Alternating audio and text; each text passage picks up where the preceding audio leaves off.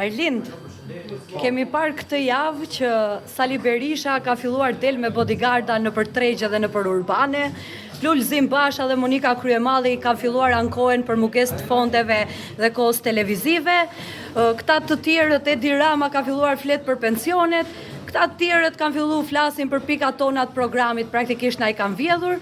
Me sa duket, hyrja e Lëvizjes Bashkë në këto zgjedhje ka ndryshuar gjithë metodologjinë e të bërit fushat.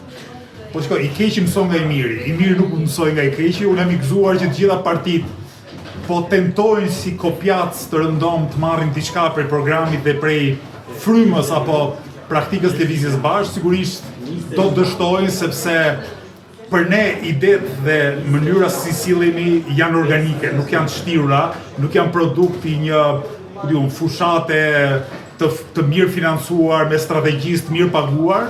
Për ne politika është përditshmëri, ashtu si sillemi përditshmëri, sillemi dhe në politikë, kështu që le të na kopjojnë, le të na vjedhin.